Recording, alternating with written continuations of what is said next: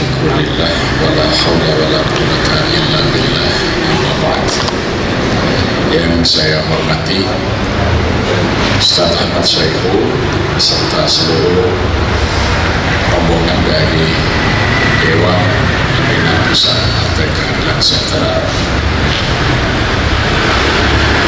para pengurus takmir masjid yang hadir, juga rombongan baik dari pimpinan wilayah dan pimpinan daerah PKS DIY maupun Kota Yogyakarta. Alhamdulillah, bersyukur pada Allah sore hari ini kita dapat bersilaturahim. Mudah-mudahan jadi silaturahim yang diberkahi Allah Subhanahu wa Ta'ala. Yang kedua, kami sampaikan ucapan selamat datang, syukur rawuh dan wassalam di hudurikum di Masjid Jogokarian ini, dan terima kasih atas kehadirannya, dan mohon maaf kalau menerima menjamu banyak kekurangan. Ya, di Masjid Jogokarian ini dimulai pembangunannya setelah selesai operasi pemasangan ketiga proyek PKI, yaitu tanggal 22 September 1966 itu diletakkan batu pertama. Ini daerah operasi. Pada waktu itu Kolonel Sarwedi Wibowo menurunkan satu kompi dan ditempatkan di kampung sebelah ini di Karangkajen di bawah pimpinan Kapten Raharjo.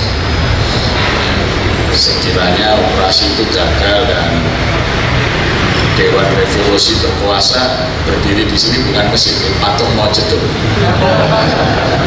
Kita bersyukur dengan bantuan dari RPKAD, Resimen Para Komando Angkatan Darat, setelah selesai aman, maka warga di sini memulai pembangunan masjid tanggal 22 September dan nanti diletakkan batu pertama, dan alhamdulillah 11 bulan sudah diresmikan, yaitu tanggal 20 Agustus 1967.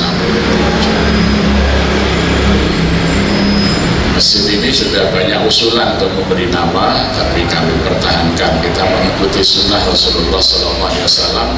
Nama masjid itu sesuai dengan nama komunitasnya. Jadi Nabi bangun masjid di Kuba, yang namanya Kuba. Ya, Nabi membangun masjid di kampung Bani Salamah yang namanya Masjid Bani Salamah. Ya. Masjid diberi nama itu pada masa Muawiyah. Jadi kita mengikuti itu, maka karena ini dibangun di Jogokarian, maka namanya Masjid Jogokarian. Dan ternyata hikmahnya kita mempertahankan eksistensi kampung Jogokarian. Kalau nggak ada masjid sudah hilang. Ya, karena kemudian dengan Undang-Undang Nomor 24 Tahun 2004 itu dengan penataan kewilayahan, Undang-Undang yang pemerintah dalam negeri, kampung itu terhapus. Ya, dengan adanya masjid ini, kampung masih bisa bertahan. Kampung Jogokarian ini dibuka oleh Sri Sultan Hamengkubuwono keempat pada tahun 1822 Masehi. Jadi 3 tahun sebelum pecah perang Diponegoro, ketika Benteng Baluwerti itu sudah padat, penduduknya sudah mencapai 36.000 pada waktu itu. Ya. Nah, kemudian abdi dalam prajurit semuanya dipindah keluar, termasuk abdi dalam prajurit terbesar, yaitu Joko Karyo. Joko itu artinya menjaga, Karyo itu pekerjaan. Jadi pekerjaan prajurit ini adalah menjaga keamanan negara. Kalau bahasa sekarang garnison, maka ada kavalerinya, ada infanterinya, ya, ada artilerinya, ya. Jadi ada yang bawa meriam, ada yang berkuda, ada yang infanteri. Dulu 750 anggota, tapi sudah B8 ketika tidak fungsional sebagai prajurit perang, hanya prajurit upacara, dijadikan tinggal 75. Ya. Jadi maka kampung ini dulu merupakan Palungguh, ya, sebagai tempat rumah dinasnya para prajurit. Kampungnya disebut Jogokaryan. Ya, kalau penduduk asli Jogokaryan gampang, kalau dia punya sekarang ya Wakuyut, artinya ke atas depannya Parto itu prajurit Abdijan Jogokaryan. Parto itu nama lain Arjuna. Nah, prajurit Jogokaryan itu dulu tampan-tampan semuanya ya. Maka nama awalnya Parto, jadi ya, sesuai nanti dengan perannya ada Parto Sapel itu yang bawa meriam ya, Parto Panambur yang Parto Tanggur, Parto Panerang yang tukang meniup seruling ya, itu nah, nanti akan ketahuan semua itu keturunan siapa. Tapi sekarang kira-kira tinggal 30% warga Jogokaryan yang masih mewarisi menempati tanah Pelunggu itu ya. Maka pada masa penyutan prajurit itu tanah ini kemudian dijadikan hak Handardri. Maka ketika undang-undang UPA ya, Undang-Undang Pokok Agraria tahun 60 itu dimunculkan, maka hak Handardri ini dikonversi sebagai hak milik. Ini hak milik ya. Jadi sudah menjadi hak milik para abdijan Jogokaryan. Baik. Nah, sedikit itu ya mengenai kampung Jogokaryan nama Mesit. Nah, Mesit ini membawai 4 RW 18 RT. Kalau dulu tahun 99 itu ketika kami mulai menata Mesit itu jumlah kakaknya 907. Kalau sekarang justru jumlah kakaknya menyusut banyak, tinggal 823 ya. Karena banyak rumah-rumah besar yang dulu banyak kakak sekarang nggak mampu bertahan, dibeli oleh orang-orang kaya dan dikosongkan ya. Di depan ini dulu 13 kakak rumah makan, jadi sekarang malah kosong itu nggak di depan ya. Dulu rumahnya Mbak Bekel itu cucunya banyak, dibeli oleh mertuanya Pak Kamto, ini sekarang kosong itu ya. Itu luas sekali, itu dulu di Indonesia ya, banyak kakak yang hidup di situ dulu waktu masih kecil ya. Itu rumahnya Mbak Bekel di situ. Bekel itu ya makan murah prajurit ya. Sekarang dikosongkan oleh Pak Kamto. Jadi untuk kegiatan masjid sekarang kami gunakan ya. Jadi banyak ya, kan jumlah kakaknya susut ya. Kalau jumlah jiwanya naik, jadi kalau dulu jumlah kakaknya 907, jumlah jiwanya 2973, sekarang jumlah jiwanya 3600. Jumlah kakaknya menurun tapi jumlah jiwanya naik. Karena apa? Di kampung ini penduduk miskin bertambah terus. Karena layanan kita untuk orang miskin banyak, jadi orang miskin dapat dari masjid tiap bulan, tiap setengah bulan dapat sembako, belum lagi ada yang beras, dapat bantuan beasiswa, perbaikan rumah dan lain sebagainya. Maka orang miskin pada pindah ke sini, maka keluarga miskin itu meningkat terus ya. Karena kalau tinggal di sini kan layanannya banyak, jadi Jogokaryan ini menjadi di apa ya? Kalau ada rumah kecil-kecil itu kontrakannya laris di sini. Ya, itu efek daripada kemakmuran yang ditimbulkan di situ itu, kemudian penduduk miskinnya meningkat. Ya. Kemarin 2 hari yang lalu kebetulan Pak Ketua DPD ya berkunjung ke sini, saya minta meresmikan bantuan perbaikan rumah, talangan rumah dan juga pembangunan ruko ya yang dibiayai semuanya oleh masjid. Jadi 2020 kami mencanangkan ketersediaan papan, jadi pangan juga kemudian papan. Jadi kita sudah memperbaiki puluhan rumah warga yang kurang layak, jadi rumah yang layak ini. Kemudian yang kedua, talangan pembelian rumah. Jadi ada jamaah kita karyawan yang tabungan untuk beli rumahnya cuma 80 juta, kemudian ada rumah yang mau dijual 200 juta. Tapi dia punya harapan nanti kalau pensiun dari kantornya dia cukup dibeli, tapi masih 2 tahun lagi. akan dibelikan dulu oleh masjid, kemudian mereka mengangsur sampai nanti bisa melunasi.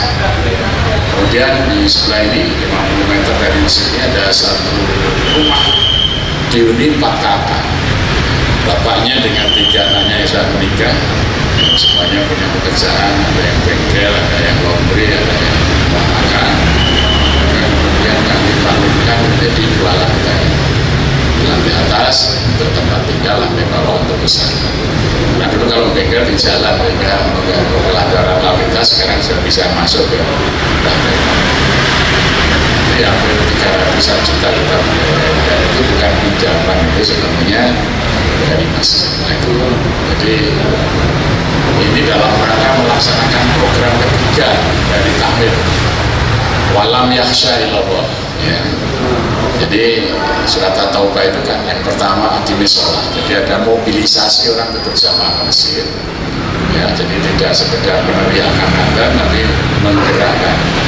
Kami mulai tahun 99 itu, waktu itu dari 2.973 jiwa itu yang mukalaf yang sudah wajib sholat itu 1.839, mukalaf yang belum sholat masih 816. Maka 99 sampai 2005 kami punya program namanya mensolatkan orang hidup, ya gitu. Jadi yang belum sholat itu bagaimana sholat, ya. Mulai tahun 2000 kita gerakan sholat bersama, alhamdulillah. Nah yang kedua, waktu zakat masjid ini fokus pada pemberdayaan supaya jamaah masjid itu dari mustahik bisa menjadi muzaki. Tahun 2003 saya mulai membuat Baitul Mal. Waktu itu muzaki kita 19 orang, zakat mal kita hanya 5 juta. Ya, tahun 2020 kita punya 659 muzaki, zakatnya 2,3 miliar. Kemudian masjid ini kita bongkar pagarnya, buka, jadi orang tidak akses. Kemudian masjid tidak dikunci 24 jam, malam hari lampu harus terang. Yang terjadi banyak orang yang transit. Jadi kalau dulu infak sedikit, sekarang otomatis karena banyak orang sehingga infaknya infak subuh itu bisa sebulan bisa 120 juta.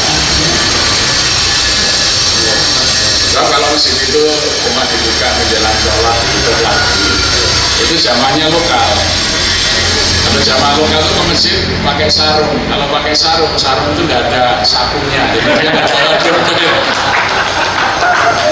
Maka kita itu kalau orang pakai sarung ke masjid itu modus nggak bawa infak, gitu. Karena belum ada desain sarung yang ada sakunya. Maka otomatis dengan dibuka tadi infak meningkat, ya. Kemudian keringan, warung macam-macam kita dirikan supaya kalau orang ke masjid bawa uang, intinya begitu. Jadi kalau ya, sehingga infak Jumat. Kalau yang Jumatan lokal juga infaknya sedikit supaya Jumatannya dari korbannya, ya. Maka kami melakukan garansi. Kan biasanya kalau di masjid itu ya, hati-hati barang bawaan Anda jangan sampai hilang. DKM tidak bertanggung jawab. Kalau di sini kalau Anda kehilangan sendal, sepatu, sepeda motor akan kami ganti baru dengan merek dan tipe yang sama. Tahmir bertanggung jawab. Nah yang terjadi orang pegawai kantoran tuh pakai sepatu kalau Jumat kesini, kalau di masjid lain bilang sepatunya susah dia, ya. Kalau kesini malah sepatunya baru, otomatis infaknya baru. Infak Jumat kalau lokal itu nggak bisa tembus 2 juta. Semakin banyak orang dari luar, infaknya semakin besar. Ini cara jualan masalah atap itu kita gunakan jadi sawah. Ya, topnya. Jadi kita nanam padi, pelihara ikan, sayur, ya. Jadi kita punya gagasan begini, berkurangnya lahan bentuk bangunan, maka di atas bangunan harus melahirkan pangan. Ya. Ini kita sudah panen ketiga padi kita ini. Dan sekarang mulai diikuti beberapa warga sekitar. Kalau lele sudah sering, jadi ini menghasilkan satu disertasi khusus untuk program itu yang ditulis oleh Ahmad Ghazali di UIN Sunan Kalijaga itu, wakaf progresif Masjid Jogokarian. Di waktu ujian disertasi itu melalui para pengujinya yang banyak ditanya saya, padahal saya hanya undangan aja.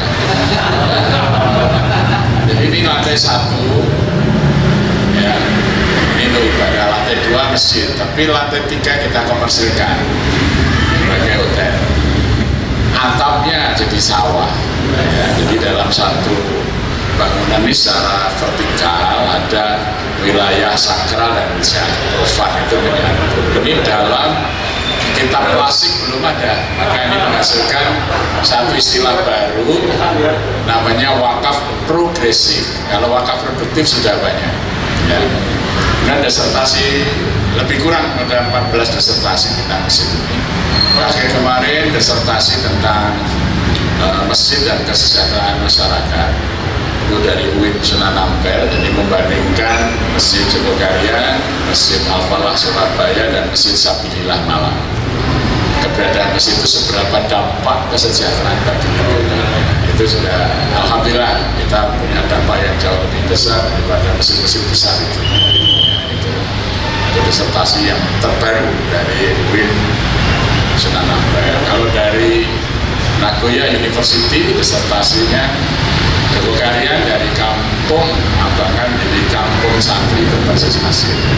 Ya, ini dulu kampung Abangan, tiap tahun ada 8 universitas di Amerika yang selalu mengirim peneliti ke sini, dari Harvard, New Jersey, ya, California, ya macam-macam.